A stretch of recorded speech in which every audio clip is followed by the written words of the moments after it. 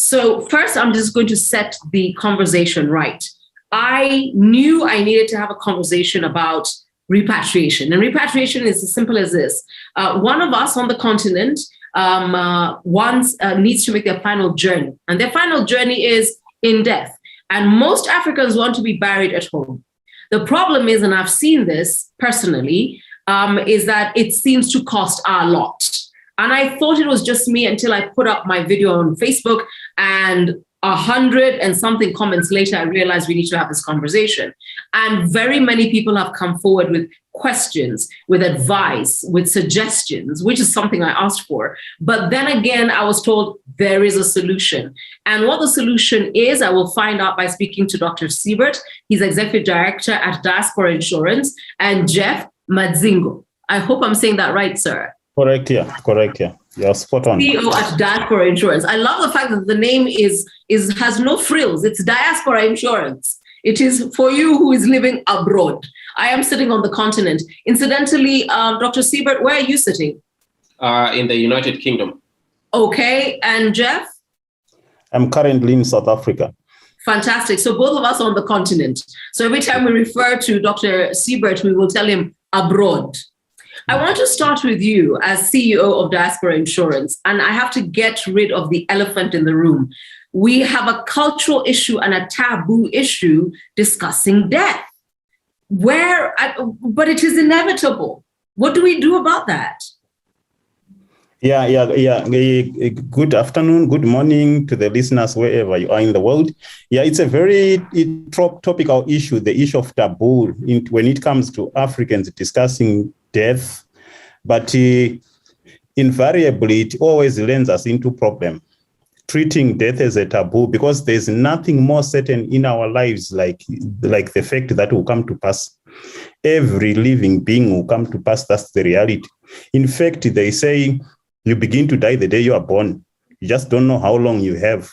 So that's the reality of life. We all come to pass. And the idea of avoiding talking about death or planning for death always, like I said, lands a lot of people into problems, because essentially it's just an issue of one trying to avoid planning.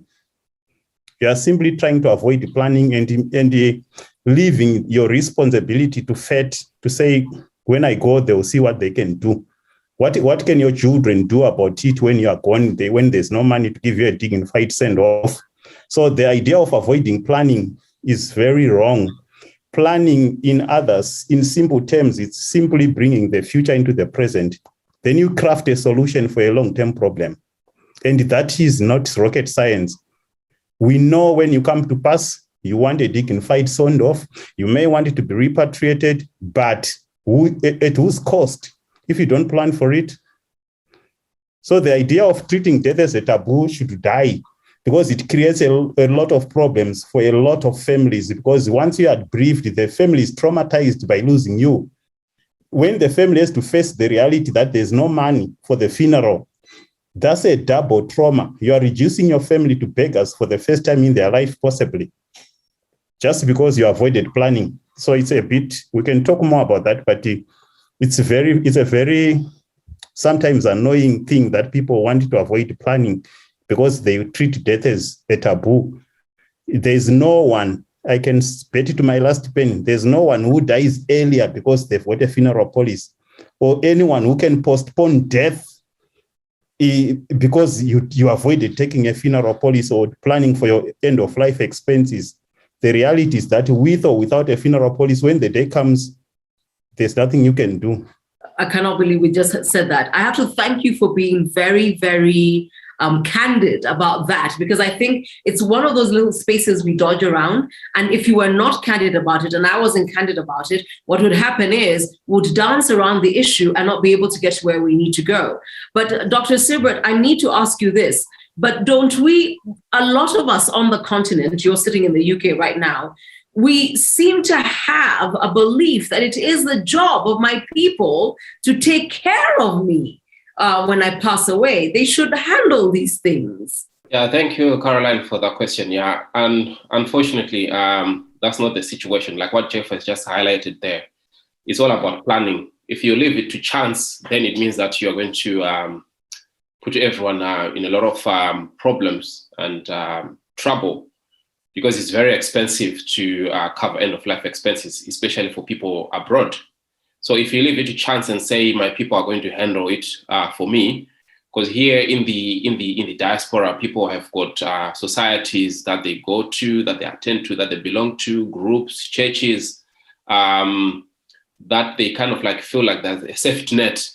They can work for support in terms of moral support, spiritual support, social support. But when it comes to real issues like end-of-life expenses, these don't work. And we have had so many, we've seen so many people going on GoFundMe, trying to raise up money to repatriate family members. I'm sure, Caroline, you've come across those messages as well on GoFundMe numerous times. And you see a GoFundMe campaign going on for like months and months and months, someone trying to raise something like £10,000 to repatriate someone to Kenya. And after 5-6 months, you see that they've raised only £500. So that's very traumatic for families. So you can't leave that to your family. You have to plan, you have to sit down, plan for the inevitable, put your loved ones at peace if anything happens. So we encourage our listeners to come forward, take products that are structured properly, that will give them a guaranteed peace of mind, themselves and their family members. I hear you, but I want to talk about the cost. Now that I have been able to, handle the taboo, let's talk about the cost. You said £10,000. Jeff, what is the minimum repatriation cost? Because I noticed on all the comments that came through on Facebook, people were talking about anywhere between $15,000 to about $25,000. And I guess that is diaspora in the US talking. From the UK, that could be anywhere. Somebody also put 4,000. In fact, they put a figure, 4,750,000, pounds. And I'm like, what is the pound to the Kenya shilling? It's Herculean. What is the average cost of repatriation? Let me start with diaspora in the UK. Yeah, the cost of repatriation is quite high, and most of the times, like Dr. Sibert has put it, it's a very unexpected cost.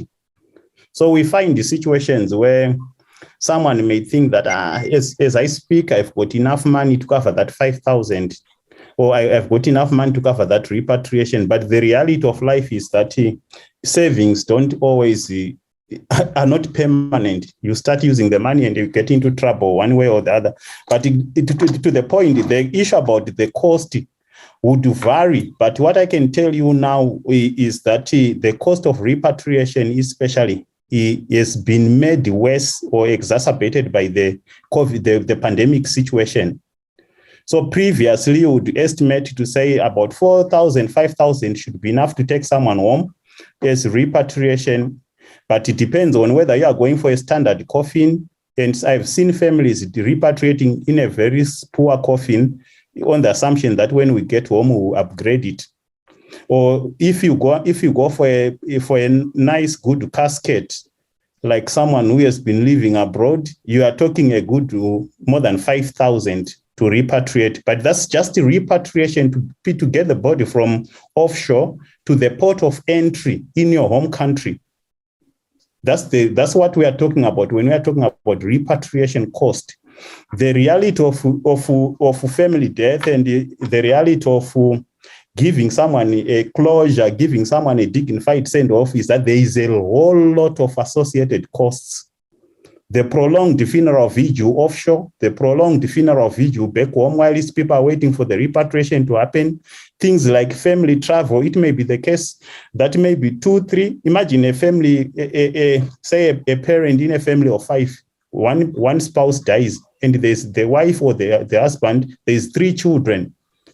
You are not going to repatriate the body and leave the children and the spouse abroad to say, oh, just go and bury there. We have done our part here. In the end, you may find a situation where the cost of family travel can be even higher than the cost of repatriation itself.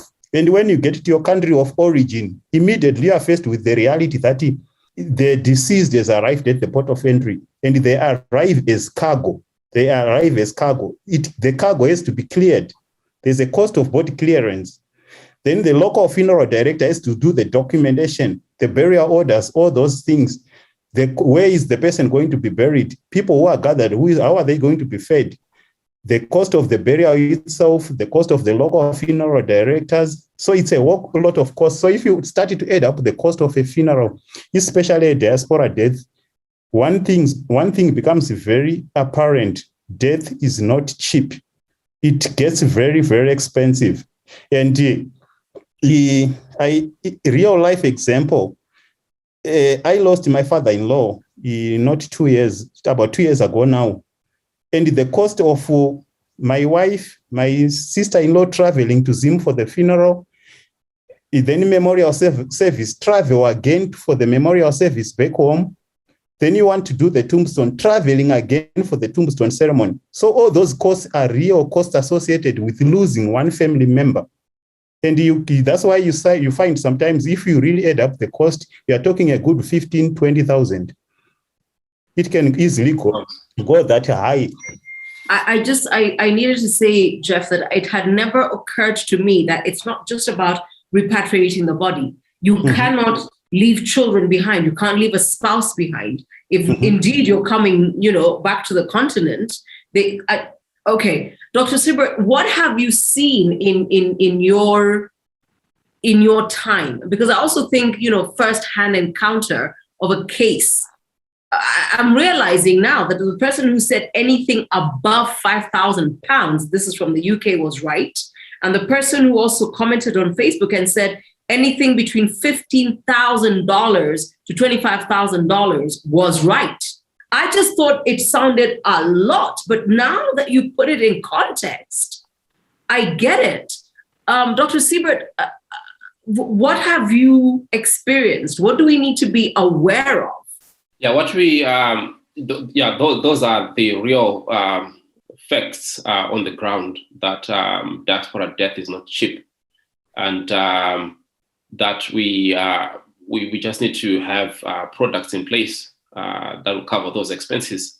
Because if you rely on savings, you can see that these figures are not very low; they are very high, and no one has got enough money up to that amount in their accounts to cover such expenses. So, like the figures can vary, can go up to 20,000, depending on the size of the family, depending on where you're going and what type of funeral you want to arrange. So it's just a headache for all of us here in the diaspora. And also, if I can add on that, the other dimension really in terms of real life examples is it's not always guaranteed or certain what will happen. What is certain is that it will come to pass. As to where will come to pass, it's a different topic altogether. And we have seen situations with our clients. One time we had a lady from London. She flies to Toronto to see family there. First night in Toronto, the following morning, she didn't wake up. Now what did you do? She lives in London. The body is in Toronto. The family is in London. Some families in Zimbabwe. Another case, we had a young man, early 30s. He went on a Friday. He went to Croatia from UK. Friday, they're having fun with the other young people there. Saturday, Sunday, the parents got a call that he drowned and died. Suddenly, you need to be looking at the cost of you can't even talk the language. You can't speak the language. There are so many costs the decisions. Where do you repatriate the person to? Back to UK, back to the country of origin? Where do you go? So those are realities. The other dimension people don't realize is that as we live abroad, the longer we live abroad, our reality becomes that home sometimes becomes where you live, but you are not completely divorced from your country of origin. So you find yourself on holiday back in Kenya, back in Ethiopia, back in Ghana. But God forbid something happens to you while you're there, and your decision is that I want to be buried back in UK where my children are. What is the cost of doing that? Reverse repatriation, what is the cost? Dr. Sibert, thank you, Jeff. I had not thought about that. Which brings me, and I think, for all those who are tuned in because they want answers, you developed, and I love the fact that it's Diaspora Insurance, And what you want me to be able to allow you to speak about is Diaspora Funeral Cash Plan. I love the word cash, but first and foremost, when did you develop, Diaspora Insurance, Dr. Sibert? Yeah, Diaspora Insurance has been in existence for close to 10 years now. And I'm hearing about you now. Yeah, we've been in existence for close to 10 years now, and we are a registered company in the UK, and we also have got an office in South Africa. We are authorized and regulated by the Financial Conduct Authority. That's the organization that regulates all insurance companies and banks and investment companies in South Africa and the UK. So you were born out of the need for Diaspora Funeral Insurance or Diaspora Insurance in general? Diaspora Insurance offers a lot of products, but the household name product that we offer, which we're talking about right now, is the Diaspora Funeral Cash Plan. So we've got other products as well, like life cover, critical illness cover. But the main product or household name product that we have is the Diaspora Funeral Cash Plan, which is a product structured to help diasporans, especially from the African continent, to cover their end-of-life expenses. It's a cash cover, guaranteed acceptance on application, which means that when you apply now, you're guaranteed to be accepted. You can cover yourself here in the diaspora, but not only that, but also give you the facility to cover your relatives back home in Africa. Because as you know, diasporans are actually breadwinners for the villages back home in Africa. If anything happens to people in Africa, you're the first person to know, like if someone passes away, to know, because they know that you're going to fund the funeral. So what we don't want is that you're covered here, your family is covered here, but if you lose someone back home, you might need to travel, and also you might need to fund that funeral costs. So we want to make our clients comfortable and manage the death of any member, whether in the diaspora or back home, easier. But Jeff, I need to ask you this as CEO. So 10 years ago, were you there at inception of the company? Yes. So yes. 10 years ago, you get the idea that a product like this is necessary. Okay. Correct, yeah. But you have to sell it to diaspora first. Yeah, it's been received very well. Like Dr. Sibert said, the product was really motivated by the reality and the suffering that was apparent in the diasporan communities.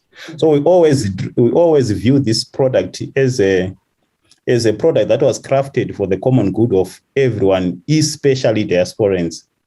And the product has been received very, very well. We have seen an exponential growth in the product over the years, and which culminated in the expansion from into 13 African countries. So we currently cover 13 African countries. Anyone from Kenya, whether you are in Kenya or you live abroad, you qualify for the cover on a guaranteed acceptance basis.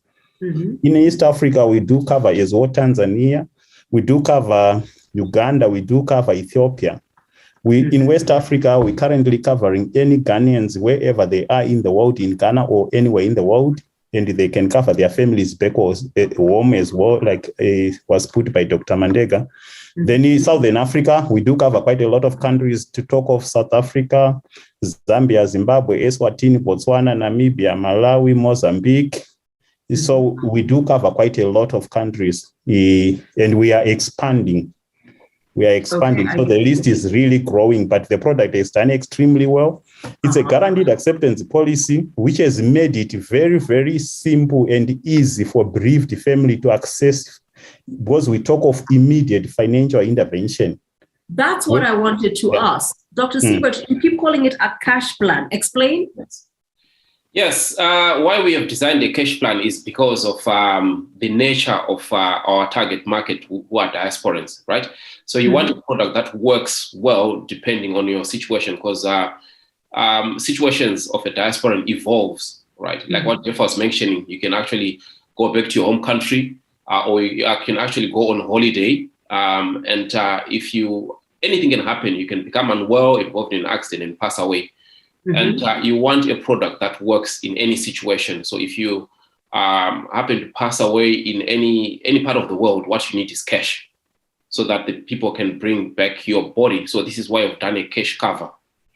And also there are situations where maybe someone can actually relocate their home country, and we still continue to cover them even if they relocate to their home country, because there's a cash cover.